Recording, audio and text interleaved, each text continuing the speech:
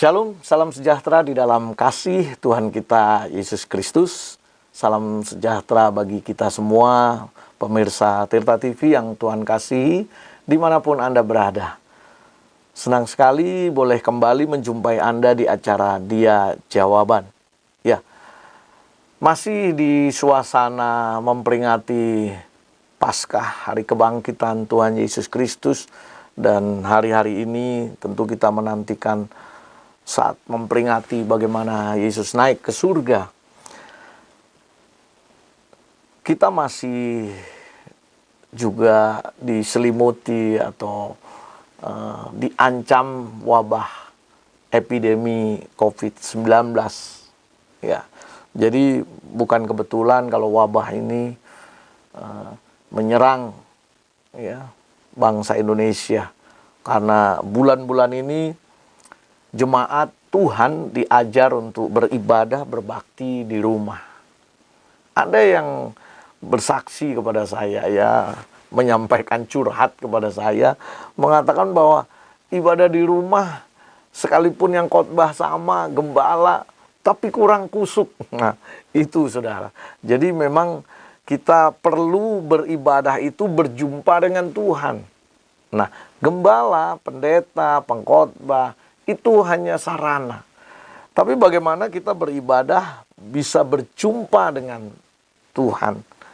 Jadi tidak ditentukan suasananya di rumah atau di gereja. Tapi kalau kita berbakti, kita boleh berjumpa dengan Tuhan. Nah, kali ini Dia Jawaban hadir bersama saya, Pastor John George Nicholas, Master Teologi. Shalom, Pastor. Shalom, Pak Ya. hambanya. Beliau ini asli Kamerun ya. Benar. Kamerun itu di Afrika. Afrika Tengah. Afrika Tengah. Kalau di lingkungan rumah saya ada kontrakan orang-orang Nigeria. Nah, mereka suka main bola di lapangan Palem sana. Selalu kalau hari Sabtu saya tidak asing ya dengan teman-teman dari Nigeria. Ya, kami biasanya cuman bertegur sapa kalau pagi saya olahraga. Ya, kali ini narasumber saya import dari Afrika, tapi tentunya sudah lama tinggal di Indonesia. Kita akan berbicara tentang kebangkitan Kristus yang menjadikan segala sesuatu baru. Jadi tema kali ini, kebangkitannya menjadikan segala sesuatu baru. Sebelum kita mendengar kebenaran firman Tuhan yang akan membahas bagaimana kebangkitan Kristus itu menjadikan segala sesuatu baru, seperti biasa kita akan menikmati satu pujian yang akan mengawali jumpa kita. Buka hati saudara, terima lawatan Tuhan melalui hadiratnya lewat pujian berikut ini.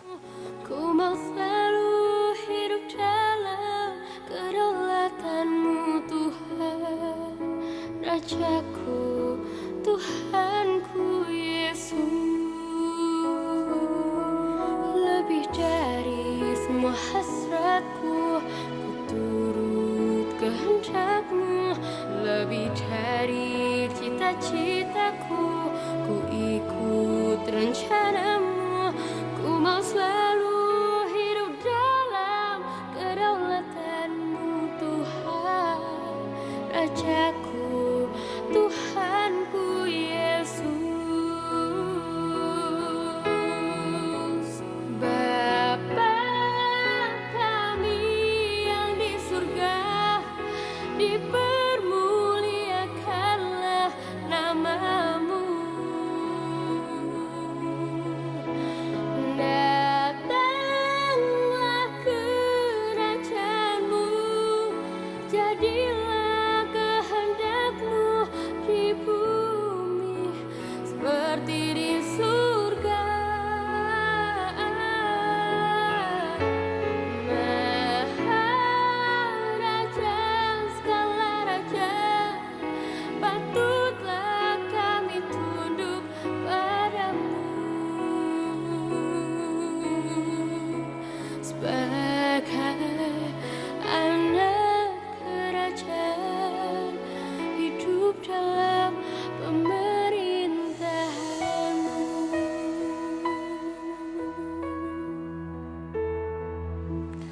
Demikian tadi sahabat Tirta TV satu pujian yang sudah mengawali jumpa kita.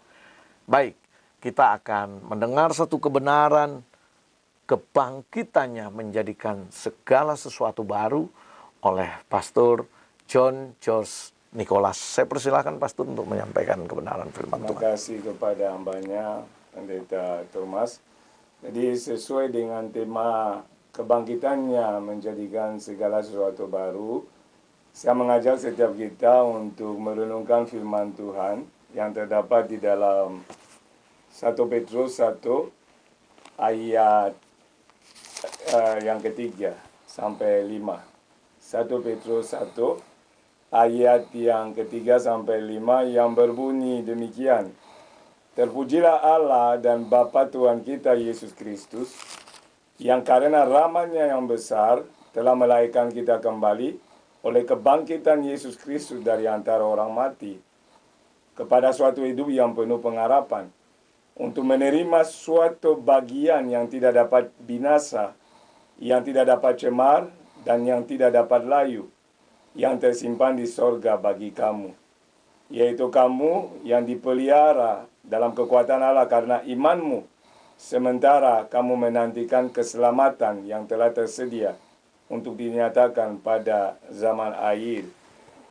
Jadi saudara, berbicara Paskah, kita semua tahu di dalam Perjanjian Lama berbicara tentang keluarnya bangsa Israel dari tanah Mesir di mana mereka adalah budak untuk menuju kepada tanah perjanjian, dan di mana Tuhan mengizinkan ada yang namanya wabah di sana, di mana anak sulung dibunuh oleh malaikat maut, tetapi kepada orang Israel secara khusus oleh perintah Tuhan, oleh karena mereka menaruh yang nama darah anak domba di ambang pintu, mereka selamat dari kejadian itu.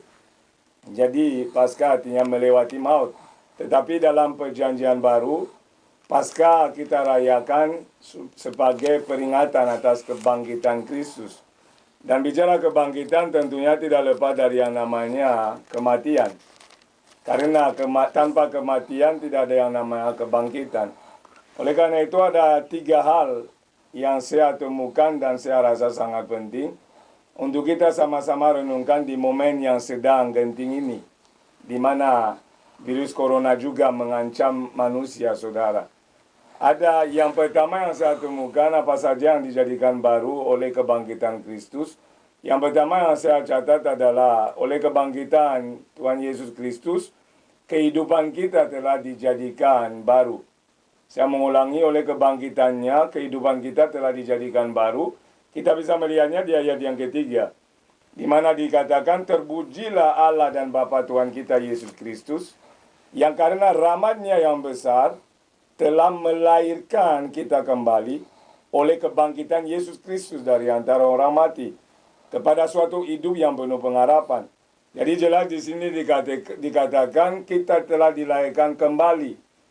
Kita telah diberi suatu hidup yang baru, yang berbeda dengan yang lama.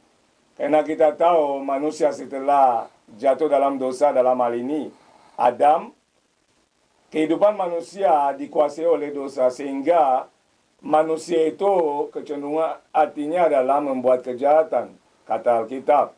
Oleh karena itu dalam kebangkitan Yesus, tentunya melalui kematian yang sudah dialami dan darah yang telah dicurahkan di kayu salib, kehidupan kita yang percaya kepadanya sesuai ayat 5 telah dilahirkan kembali.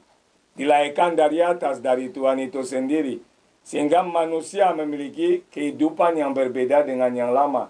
Maka 2 Korintus 5 ayat 17 katakan, kita menjadi ciptaan yang baru, yang lama telah berlalu, dan sesungguhnya yang baru telah datang. Jadi kehidupan kita telah diperbarui, telah dijadikan baru oleh kebangkitan Kristus, yang tentunya kita harus sangat bersyukur.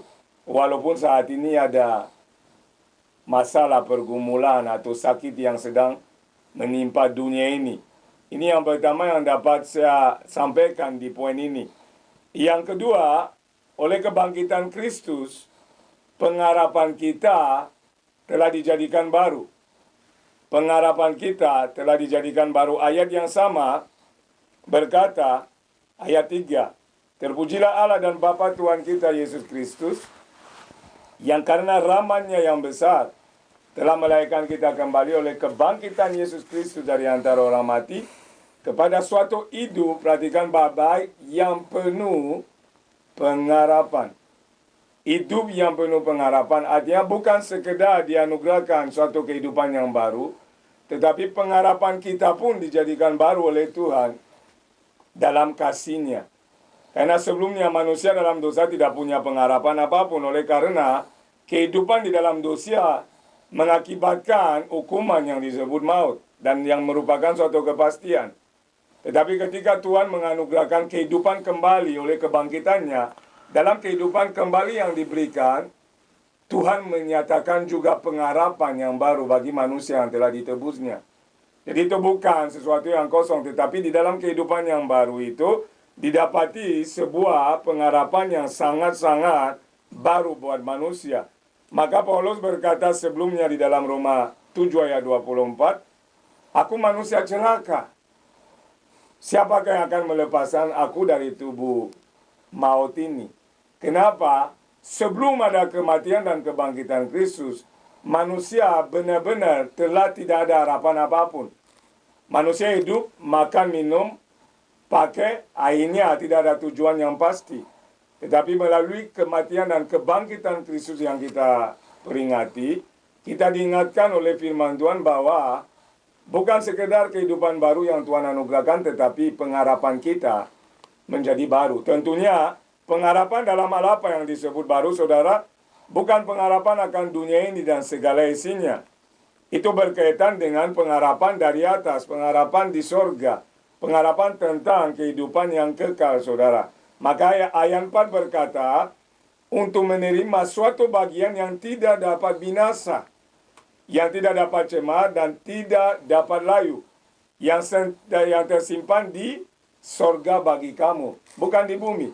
Pengharapan yang baru itu berkaitan dengan keselamatan, berkaitan dengan kehidupan setelah kehidupan di dunia ini, berkaitan dengan kehidupan yang dijanjikan oleh Tuhan di dalam Kristus Yesus dan korbannya, kebangkitannya.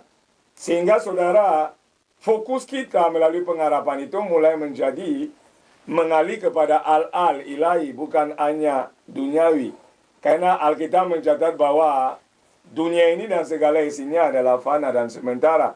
Sedangkan ayat 4 dengan tegas menyatakan bahwa kita menerima bagian yang tidak dapat binasa.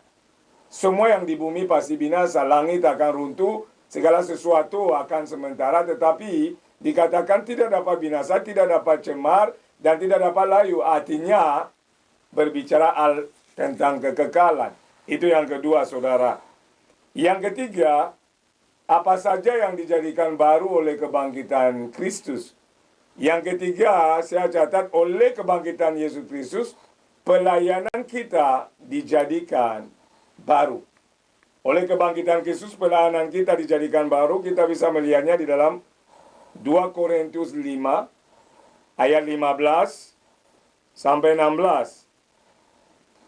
2 Korintus 5, ayat 15 sampai 16. Dan Kristus telah mati untuk semua orang, supaya mereka yang hidup tidak lagi hidup untuk dirinya sendiri, tetapi untuk Dia yang telah mati dan telah dibangkitkan untuk mereka. Sebab itu kami tidak lagi menilai seorang juga pun menurut ukuran manusia. Dan jika kami pernah menilai Kristus menurut ukuran manusia, sekarang kami tidak lagi menilainya demikian. Jadi judul perikop itu bicara tentang pelayanan untuk pendamaian, tentunya yang dikerjakan oleh Kristus sendiri. Maka dikatakan bahwa Kristus telah mati untuk semua orang, bukan hanya untuk kita orang Kristen atau orang percaya, tetapi untuk semua orang. Supaya mereka yang hidup, tentunya dalam hidup yang baru yang Tuhan berikan melalui iman tadi, tidak lagi hidup untuk dirinya sendiri, berbicara tidak lagi hidup untuk kepentingannya, tidak lagi hidup untuk egonya, tidak lagi hidup untuk rencana pribadi, tetapi mulai hidup untuk rencana Allah yang berbicara orang secara luas, yang berbicara kebersamaan. Sehingga dikatakan, tetapi untuk Dia yang telah mati dan telah dibangkitkan untuk kita. Karena Yesus sendiri memberi teladan. Kalau Yesus memikirkan dirinya, dia tidak datang di bumi karena dia adalah Allah yang Maha Kudus dan tidak dapat memandang dosa. Tetapi karena kasihnya kepada kita, dia rela datang di bumi menjadi manusia. Kalau Yesus memikirkan dirinya, dia tidak mati di kayu salib karena manusia yang mau ditebus pun menghinanya, menolaknya, menyatakan dia sesat dan seterusnya. Tetapi Yesus fokus kepada apa yang menjadi tujuan. Tujuannya adalah menyelamatkan kita sehingga dia tetap melayani kita. Dia berkata dia datang untuk melayani dan bukan melayani. Sehingga di dalam poin ini kita perlu memahami bahwa pelayanan yang kita lakukan hari ini berkaitan dengan kebangkitan Kristus adalah pelayanan yang fokus kepada rencana Allah dan bukan rencana kita. Yang memikirkan orang lain dan bukan diri kita. Yang memandang segala sesuatu seperti Tuhan memandang dan bukan dengan cara manusiawi kita. Haleluya. Oleh karena kalau kita memahami ini, orang lain tidak lagi akan kita menghakimi, tetapi kita akan memandang mereka berharga di hadapan Tuhan. Puji Tuhan. Pastor, ini mungkin saya potong sedikit ya. Boleh. Tadi ada 3 hal kita Ya. mendapatkan nih. Kebangkitan Kristus artinya pertama kita menjadi baru dalam hidup. Mungkin saya perlu jelaskan apa yang dimaksud dengan hidup yang baru. Betul. Sebagaimana bagaimana kita dulu hidup yang lama, mungkin ya sudah menjadi Kristen, percaya Yesus, tapi habis gereja kita masih mabok. Habis gereja masih pukul istri. Habis gereja baru di tempat parkir sudah ribut dengan orang lain. Nah, harusnya kuasa kebangkitan yang dimaksud dalam kebenaran firman Tuhan ini menjadikan hidup kita baru secara real. Kita berubah hidup yang lama, yang keras, yang suka marah, suka tersinggung. Betul. Itu berubah menjadi baru dalam hal ini. Nah, lantas yang kedua, kalau saya tangkap dari apa yang disampaikan Pastor Nicholas tadi, Iya. selain hidup baru, perubahan hidup, buah pertobatan kita kan perubahan hidup. Betul. Jadi yang orang rasakan itu berbeda. Dulu waktu belum Kristen, ini suka mabok. Dulu waktu belum Kristen, suka melawan suami. Kalau bagi yang perempuan dulu, ibu itu suka gosip. Tapi begitu kenal Kristus, dan tentu mengenal kuasa kebangkitan yang mengubah hidupnya, dia menjadi baik. Tidak suka ngomongin orang, malah bersaksi. Nah, yang kedua, selain perubahan hidup, karena hidupnya sudah menjadi baru, kebangkitan Kristus tadi pastor katakan pengharapan yang baru. Biasanya orang kan berharap kalau sakit sembuh, kalau miskin belum punya rumah kontrak dapat rumah baru, ya entah itu kredit, entah itu beli. Nah, pengharapan baru karena kebangkitan Kristus. Jadi kita diingatkan bahwa di samping hidup kita yang fana, ini ada realitas hidup yang kekal. Amin. Kita menaruh pengharapan di dalam Kristus yang sudah bangkit. Artinya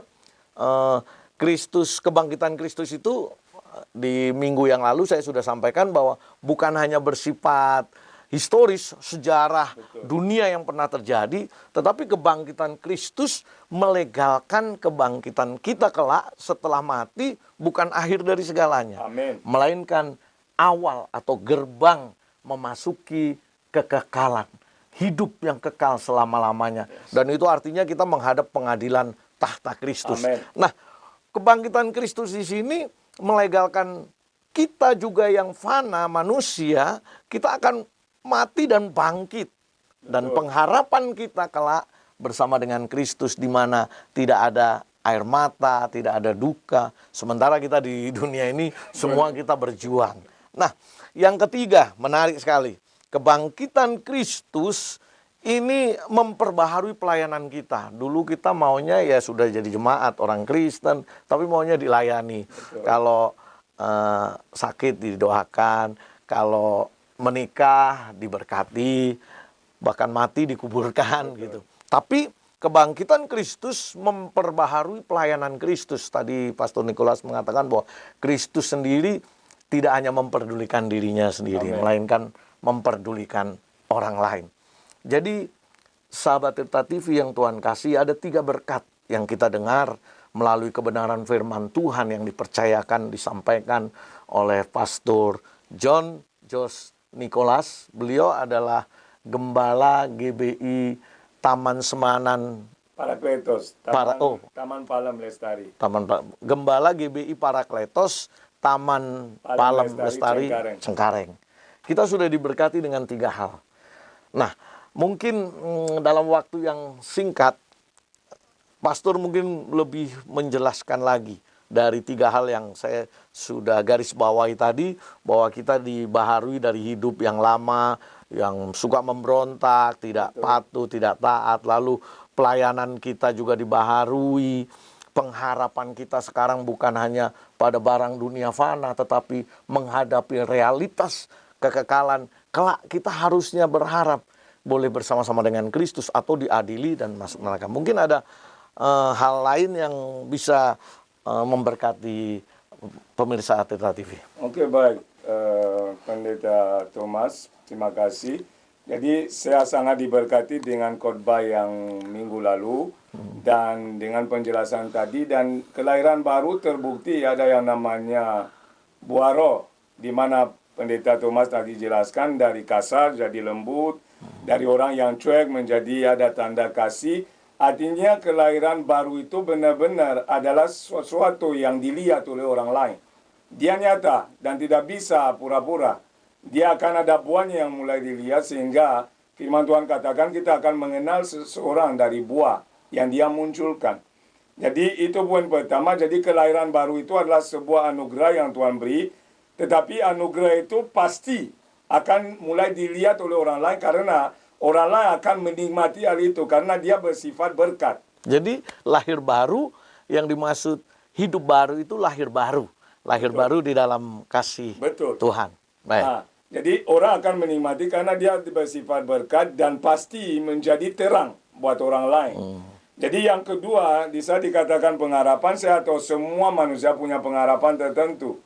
Seperti dijelaskan tadi, ada yang mau rumah baru, ada yang mau mobil menikah, baru, ada yang mau ini dan itu. Itu tidak salah, karena itu adalah hal-hal yang kita butuhkan sementara kita ada di bumi. Tetapi pengharapan yang dibahas oleh firman Tuhan yang kita renungkan hari ini membawa kita untuk bukan saja fokus kepada hal lahiriah, tetapi lebih daripada sebelumnya, mata kita tertuju kepada perkara ilahi, kepada janji Tuhan yang kekal itu, kepada tempat yang terbaik yang disediakan oleh Tuhan Yesus melalui firman yang dia janjikan. Haleluya. Di sanalah poinnya. Jadi kita boleh mengharapkan banyak hal, tetapi ingat baik-baik kita mencatat bahwa apa gunanya kalau kita mendapatkan seluruh dunia, tetapi kita tidak mengalami yang namanya keselamatan.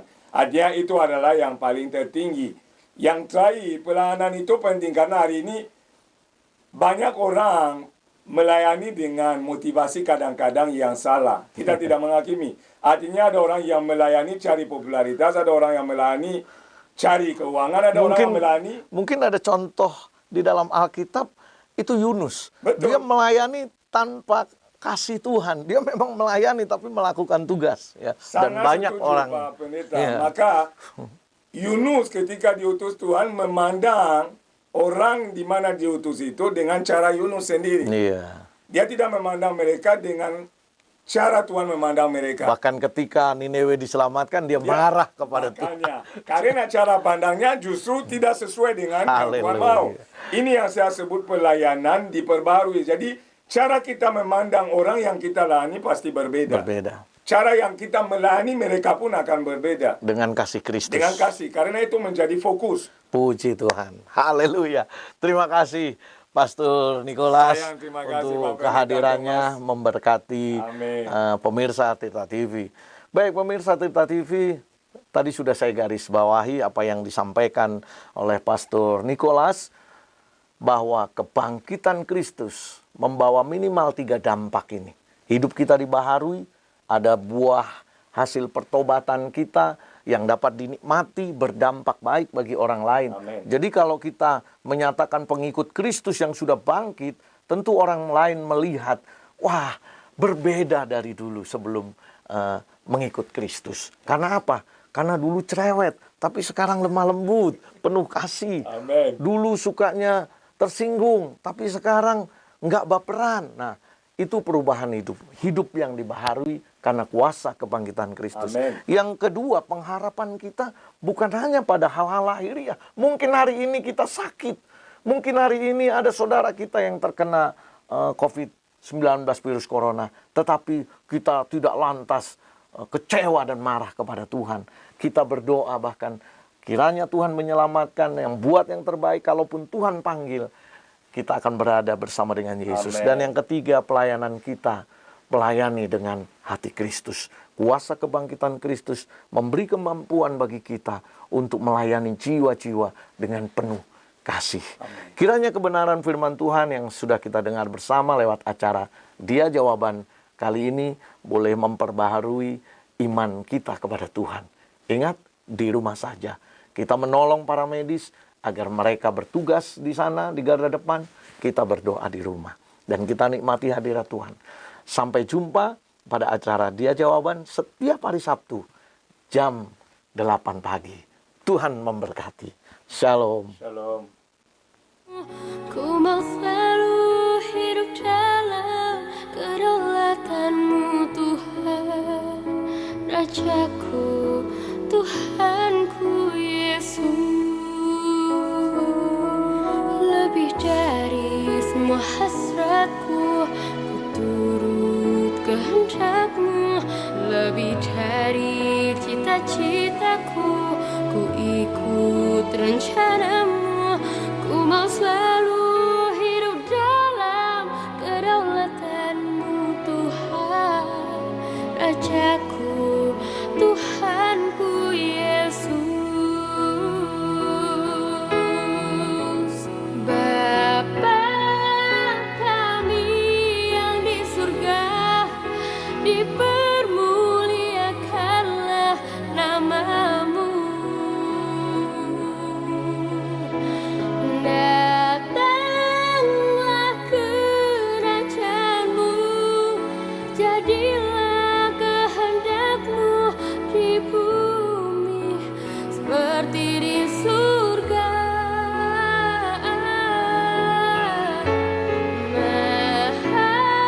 Maharaja segala raja, patutlah kami tunduk padamu.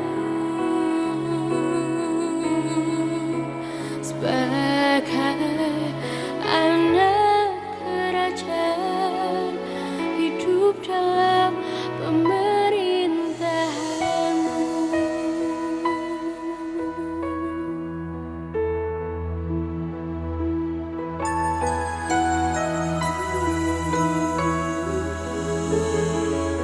Lebih dari semua hasratku, ku turut kehendak-Mu. Lebih dari cita-citaku, ku ikut rencana-Mu. Ku mau selalu hidup dalam kedaulatan-Mu Tuhan, Rajaku, Tuhanku Yesus. Bapa kami yang